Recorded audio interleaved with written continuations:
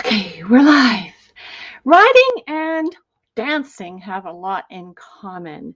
Both of them require discipline, they require feel, they require coordination, but there's so much more that's in common that you might not realize. So I wanted to jump on today and chat about that a little bit. So often riders fall short on their goals with their horse, or they become frustrated or overwhelmed, and it's not, whatever they're doing is not helpful to them, so they end up quitting. They end up jumping sometimes from one thing to the next, to the next, to the next, to find that one thing that's going to help them to find the truth they're looking for. But that just ends up getting them more confused and more overwhelmed, more stuff to do. So today I wanted to share with you one thing that I learned as a dancer that helped me to excel to the highest levels of riding, horsemanship, dressage, and dance as well. So hi, my name is Chris Adderson. I'm the founder of For the Horse Harmony program. And if you want to guess at this, if you want to just put in a guess what you think the one thing is that I want to talk about today, put that as a note for me below and I'll have a look and see what you've put down. And if you're jumping on live too, make sure that you let me know where you're from and what you may be struggling with your horse at this moment in time. And if you're on the replay too, I always come in afterwards, so put notes for me below and I'll have a chat with you. So I studied dancing all my life, and then I wanted to be a professional dancer. And it wasn't until then that I really came across quality movement training. Before that, it was just steps. It was just things to do. It was just put your arm here, put your leg here, stand here, hold this, do that. And so it wasn't revolving around good functional movement in a cognitive way. And when I discovered this and how things were being taught, I wondered why nobody else taught in a way that I had discovered when I was going to be a professional dancer, right? When I went in to try out to be a professional dancer and got into the company, I was exposed to something that I'd never, ever been exposed to before. And I wondered why I wasn't exposed to that in my younger years. And then I realized that it was because it was more difficult. And what that was the framework. All right. So what I had when I was training to become a professional dancer that I didn't have before was a framework. And so when I started to pursue horses, probably 4 decades ago, 40 years ago, the same thing happened. I went into natural horsemanship, and then I went into this, and I went into that, and I found that nobody had a framework. And I don't mean a training scale. There's lots of those out there.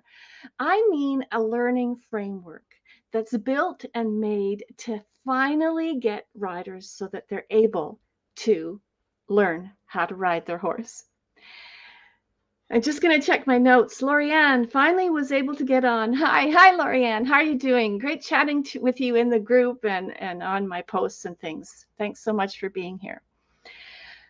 So, where were we? Okay, so the framework. The one thing that I learned as a dancer and what I knew would make the difference for riders as well was the framework. So for the past 40 years, as I've been working on my horsemanship and my riding skills, I have developed frameworks. I put them on writing, I put them on audio, and now I've put them into my program. And it's one overarching framework. And I'll give you an example. There's a student who joined our program, and she had horses all her life. She grew up on a ranch. She had ranch life that she absolutely loved with horses, and had horses again later in adulthood after pursuing her career. And so we worked within her in our program, and she was saying things like, oh, that's why we do that. Oh, okay, that makes sense. I didn't know why we did liberty and how that relates to riding.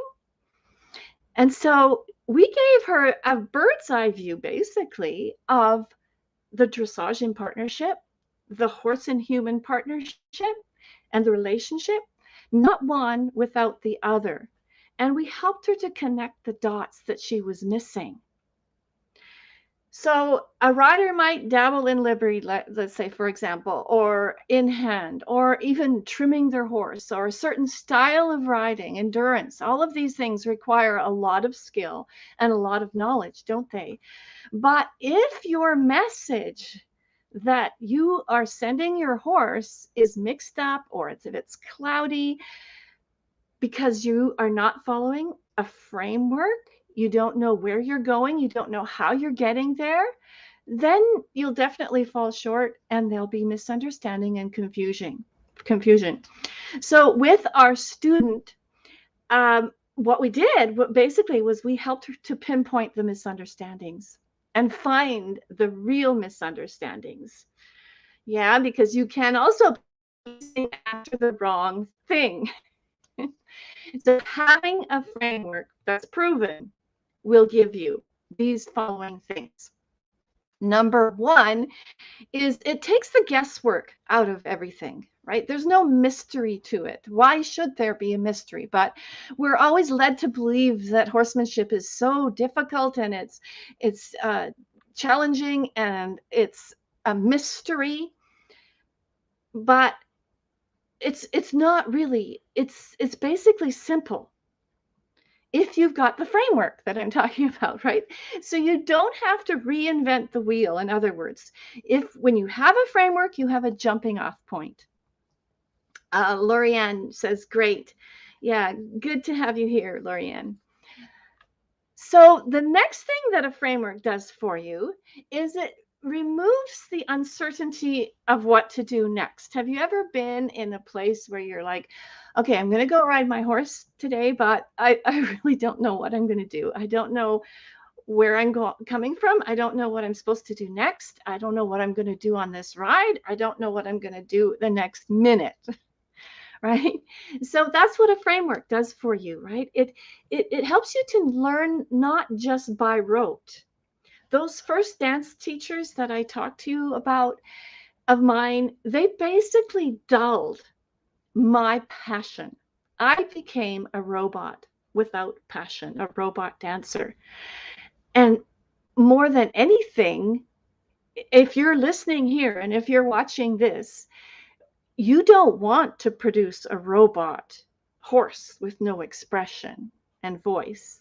I know. So that's what the framework will help you to do. And the third thing is what a framework helps you to do is it stops failure, right? It's proven and it's repeatable. So there are always going to be problems coming up, right? There's always going to be things that you're going, oh, okay, this is an issue.